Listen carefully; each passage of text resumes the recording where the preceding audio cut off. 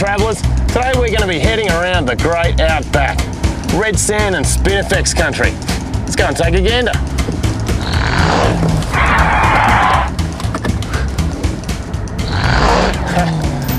Yep. On your Aussie outback adventure, well, you've got to remember it can be a pretty wild and unpredictable place, this country. It can literally throw anything at you. You've got to be prepared. Oh, there's a snake! It's a... Flying snakes. No, see, that's just a rubber snake. Very funny. I'm afraid of snakes, you knew that. Now, a lot of people think of the Aussie outback as nothing but a dry, barren place with no life. But you know what? You get some pretty interesting plants out here. Take this one. Now, it looks a lot like spinifex, but that's a nasty, spiky bush you got to steer clear of. This fella is... Oh, crikey. Oh, that's clearly spinifex. Oh, I tell you what. You know something I really love about the Aussie outback? When you're out here, you're just miles from anywhere. There's nothing and no one. Just you, bush, serenity.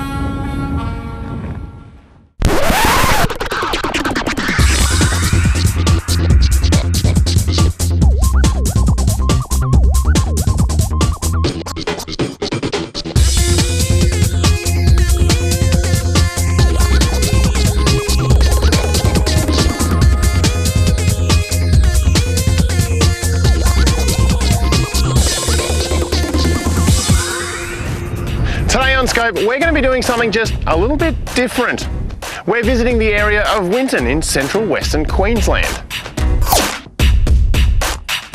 Found 1,500 kilometres from Brisbane and 177 kilometres northwest of Longreach, this town has a population of 954 people and the main industries are sheep and cattle raising. This big sky country is known as the birthplace of the iconic Australian song Waltzing Matilda by Banjo Paterson and as one of the founding towns of Qantas.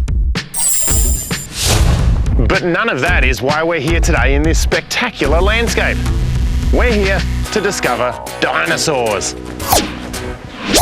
Back in 1999, local farmer David Elliott found a fossilised dinosaur bone whilst mustering sheep on land very close to where we are right now.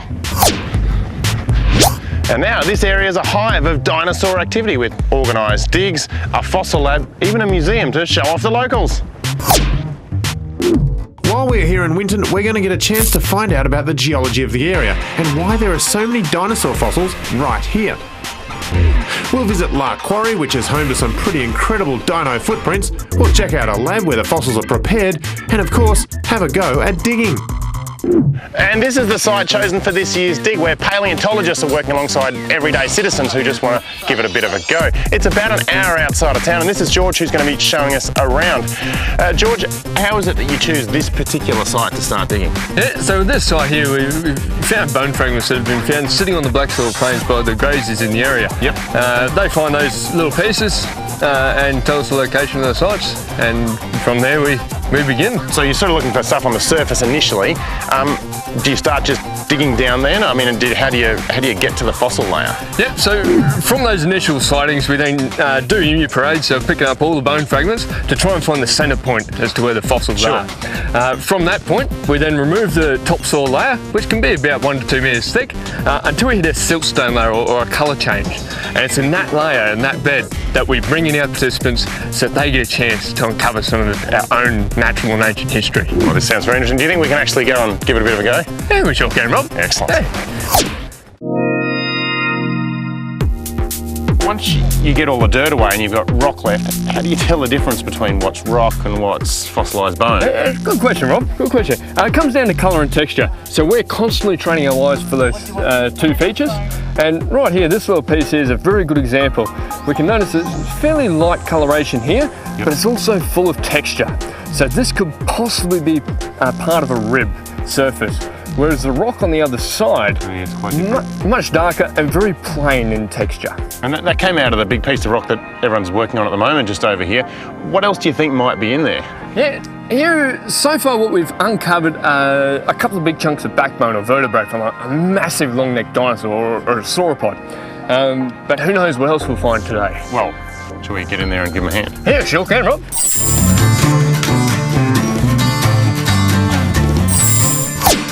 All this digging's got me thinking, why is it that we find so many dinosaur fossils around here? Why can't I just dig for them anywhere? Well, it's probably no surprise to find out it's got to do with the geology.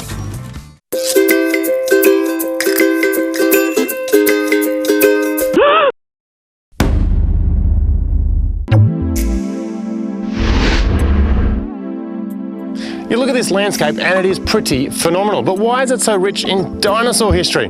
Well, we've come to a geological formation known as a jump up, and we brought with us a paleontologist to try and find out. Hello, Dr. Steve. Hello, Dr. Rob. So maybe you can shed a bit of a light for us on this area. Why is it so special? Well, we're surrounded down there by a rock formation that we call the Winton Formation. And it's about 95 million years old, extends into Northern Territory, South Australia and New South Wales as well. Okay, so that is a pretty big rock formation. So I look around today and it's a fairly arid landscape, I guess. There's flies bugging me. But 95 million years ago, what would we have been looking at around this area?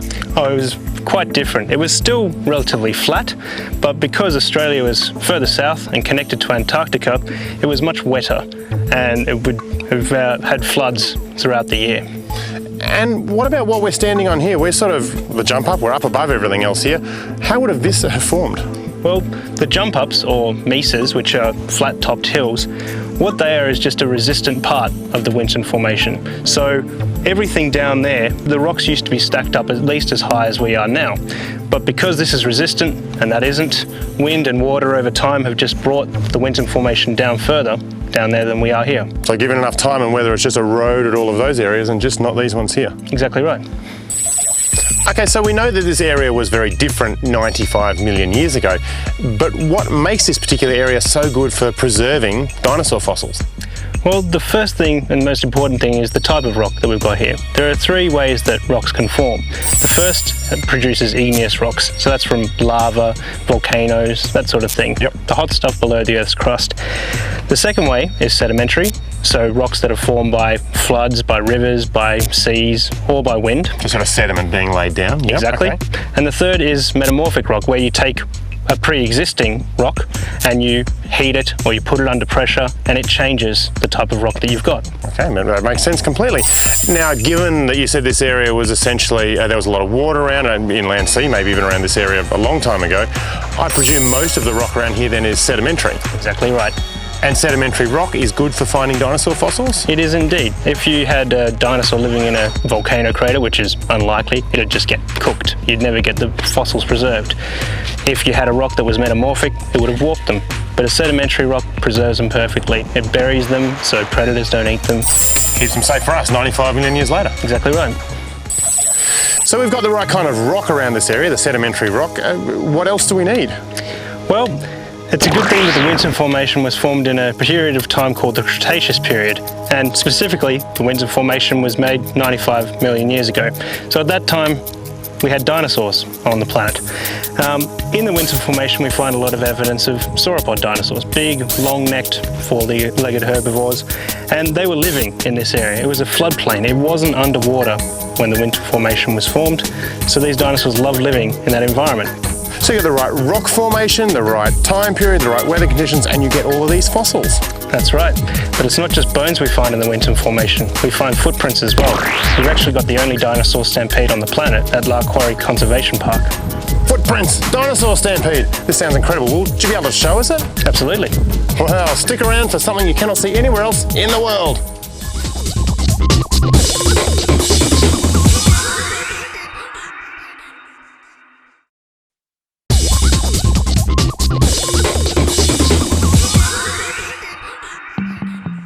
Welcome back to Scope. Today we are in the Winton area of Western Queensland, a place that is known, amongst other things, for its giant former tenants, dinosaurs. And Steve the paleontologist is about to take us on a tour of a dinosaur stampede here at the La Quarry Conservation Park.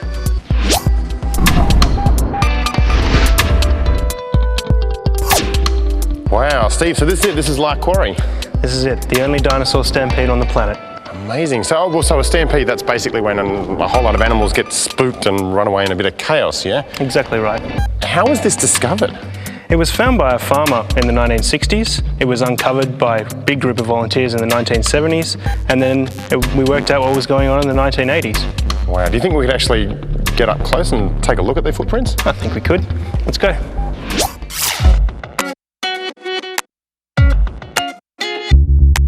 Steve, we've taken our shoes off to try and preserve the area in its current form.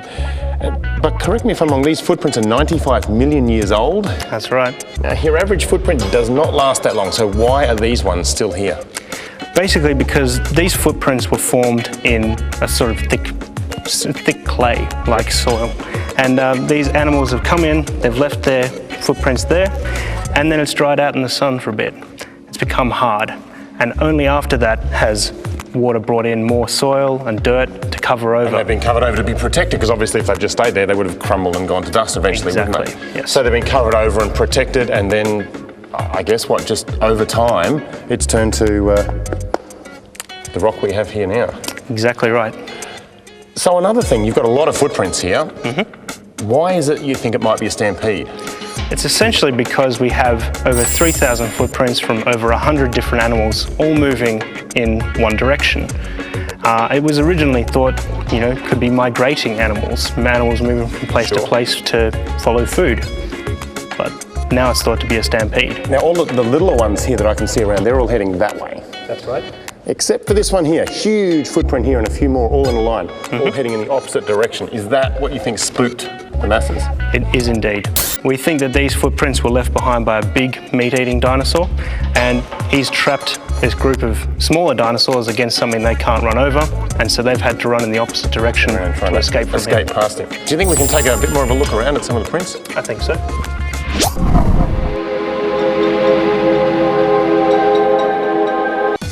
With so many footprints around the area, how did you try and decide what sort of dinosaurs left them? Do you start with, I suppose, the number of toes, the size of the footprint, the depth of the footprint? How do you do it? Yeah, that's exactly how we would start. We'd look at the shape, we'd look at the size. All these footprints were made from dinosaurs that we did not have any bones for when these footprints were discovered. So back in the 60s when they found these, they didn't know of any dinosaurs in this area, there are no fossil records? Not any of these type anyway. So they had to look at dinosaurs from overseas, and they looked at the two different small footprint types, and they worked out that one belonged to a group of meat eaters, one belonged to a group of plant eaters. What about the massive footprints though, the one that caused this stampede? Well, when they were originally found, because of their size, we thought they were from a very big meat-eating dinosaur, something like Tyrannosaurus rex. And that was fair enough, because we didn't know of any meat-eating dinosaur bones in the Winton area. But then, in 2009, a dinosaur nicknamed Banjo, but more properly called Australovenator, was found, and he is a meat-eating dinosaur with rather large feet for his size. And have you tried to, I don't know, some sort of a reconstruction from the bones that you've found to see if it fits the footprint? We have indeed. We've got the whole back leg, so we fleshed it out, put muscle on it, put skin on it. They've brought it to the trackways and the shoe fits. So I think we have our suspect. Look, this is really interesting, very amazing. And look, the only place in the world you can actually see something like this.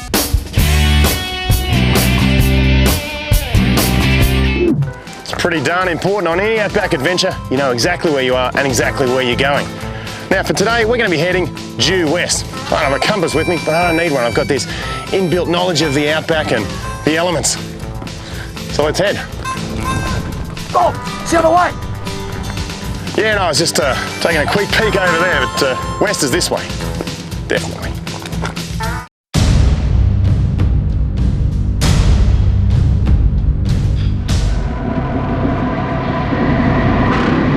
Well, Lark Quarry was incredible. Really paints a great picture of a moment in time, a very long time ago. But we are back at the dig site. We are back with George, who has covered a fossil in alfoil, and I'm sure there's a good reason for that you're about to let us know. Yes. So what we've done here, Rob, we have covered the fossil in alfoil. We do this just before we get it ready for a plaster jacket. Okay, now why do you put a plaster jacket around it? Yeah, so we put the plaster jacket around it to help preserve that piece, and it also makes it easier for us to transport back to the laboratory. That first layer of alfoil is there to keep the moisture away from the fossil, because next we're going to add some wet newspaper. That's there for extra padding as well as to help the plaster set. And lastly, of course, comes the plaster. Well, there you go. Who knew you wrapped a fossil up in a plaster cast? I certainly didn't. What happens to it next? Well, we will find out, as well as some more amazing dinosaur facts. So stay tuned.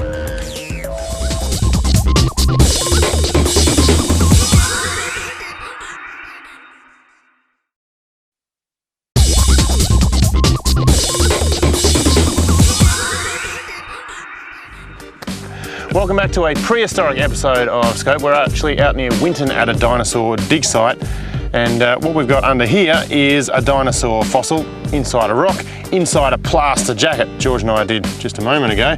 The next step is to flip it over and then cover the other side. How you going there, George? Oh, yeah, yep, we're going well, Rob. We've got a bit of movement. We're going well. Now, what's going to happen to this specimen once we actually get the full plaster jacket on it? So once we have the full plaster jacket on it, this piece will be sent to our laboratory for preparation, or us cleaning up the fossil ready for display. Well, that sounds good. Do you think we might be able to take a look at that at some point? Yeah, you sure can. I'll take you for a tour around our laboratory. That sounds good. Well, anyway, let's get this flipped over and see what we can. And we'll roll it this way. That way? Yep. Nice and clean. Oh, look at that. There we are. Beauty. Now we just get a capper off and send to the lab. That's it. Easy. So here we are, Rob. This is the largest and most productive working laboratory in the southern hemisphere. Wow, amazing. So these guys are actually getting the fossilised bones out right now. They are, yeah. But last I saw, we had kind of a big plaster jacket full. How does it go from sort of there to here, I guess, or where are all of those? We did. All those jackets are stored just around the corner. And we might head around there now. Alrighty. Yeah.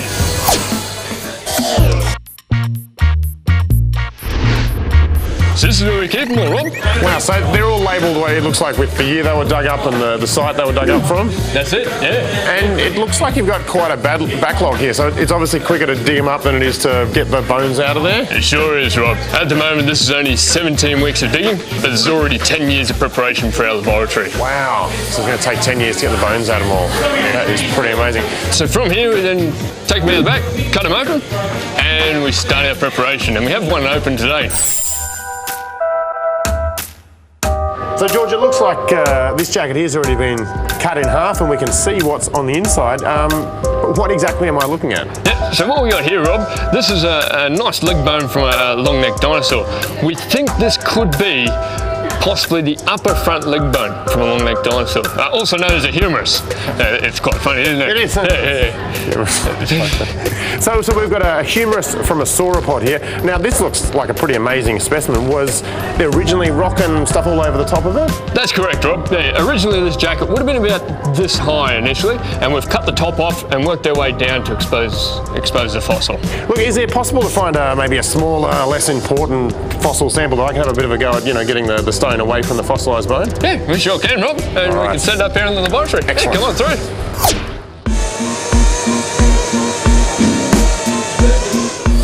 So what exactly have you got for me to work on here? Right, Rob, what we're looking at here, this is roughly half a toe from a long-necked dinosaur. Half a toe? Half a toe. It was a big toe, wasn't it? So how do you tell the difference between what is rock and what is bone? Good question, Rob. It's colour and texture. So on here at the moment, these darker areas, that's the fossilised bone. These lighter areas here is a rock that we need to remove. We need to get away. We use this tool to remove the rock, and all we do is literally sit down and colour in. So it's a little air-powered jackhammer, is it? Yeah. It works like a mini jackhammer. Looks and sounds a bit like a dentist tool. And all we do is, sit down and colour in. Like that, it breaks it off. Yeah. Right, so I might have a bit of a go with that. Yeah. This is quite fun. Do you think we might be able to take a bit of a look at what the other guys are working on as well? Yeah, sure can, Rob. I might sure can. A little more though. No worries, mate. I've been working on it for about 3 days now. It's very delicate, very frustrating. If you hit it the wrong way with the tool, it wants to fall to pieces. But very addictive at the same time. In this jacket here, we have a dinosaur that's known as Matilda. It's a big sauropod dinosaur. For some reason, Matilda's actually quite crushed in this jacket. It's quite hard to work on. But we think it's probably because she's been stood on prior to being buried and fossilised. So it's quite a fun project. It's probably been here a year. It's one of our long-term projects, just because it's so difficult and the rock is really hard. So once all of the rock's been chipped away, you end up with something looking a little bit like this, and this is a piece of a rib, is that right? It is, yeah, that's it, Rob. Yeah, so a beautiful end of a rib here. Unfortunately, it has broken on either end prior to fossilisation. However, those pieces may be here in our collection. So once we've cleaned up these fossils, we cover them in a solution known as paraloid. That helps strengthen, preserve, and coat the fossils for the future. And what is the future for a fossil? So once you've got this, what is it, a half or a fifth of a rib, where does it go from here? Yeah, from here, it'll wait for the paleontologists to study it, so the official paperwork, and then they can go on display here in our museum. If you like, we might head over and see a few we prepared earlier? That's it. Excellent. And this is the famous banjo. This is banjo, or Australovenator wintonensis, a carnivorous dinosaur or theropod. Very unique species, brand new to the world and unique to Australia. And it ran on 2 legs by the look of it rather than 4 like the sauropods. That's right, yeah, ran on 2 legs, so this tells us the crew ran very fast, and the feet are very similar to birds today. Very interesting. Very sharp teeth and very sharp claws. And is this all we're going to find of banjo and Matilda, do you think? This is what we found so far, but there's potentially more waiting for us in the laboratory. And maybe, who knows what else is, out there. Yeah.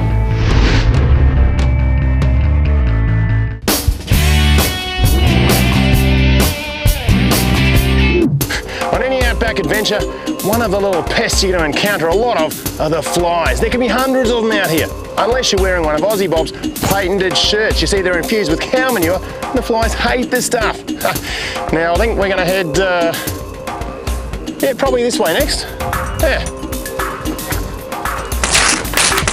All of this digging is pretty fun. It's very meticulous, it can be time consuming, but ultimately also pretty rewarding when you come across a fossilised bone buried inside the rock there. At least that's what I think, but I've only been doing it for today. Let's see what some of these people think. I've been on dig since 2003. This is my 8th dig. They're all completely different, all very exciting. So I think banjo, the theropod, is by far one of my favourites. Banjo, being our only carnivore, is very, very special. I've been into dinosaurs since I hatched. I've always, since I was a kid, been mad on dinosaurs. Well, this has been my first dig. They just let you get right in there and do everything and work alongside you and teach you how it's done. This particular dinosaur is really interesting, very challenging. The bones are consolidated in very solid rock. It's hard work, but it's really rewarding. This particular dinosaur is a really large sauropod, so a long-necked dinosaur. The vertebrae suggests so. I'd like to think there's something else in there, but at the moment it's just one animal. So George, this was literally just uncovered. What are we looking at? Yeah, sure is, Rob. So what we're looking at here is a small section of rib from a massive long-necked dinosaur. And this one here was quite soft, if that's the right way to put it, compared to some of the other fossilised bones? Yeah, no, that's correct, Rob. They're very fragile piece this one, but a beautiful break, so it'll be easy to piece back together later on. That looks great. Look, thanks so much for your time, your help in showing us around.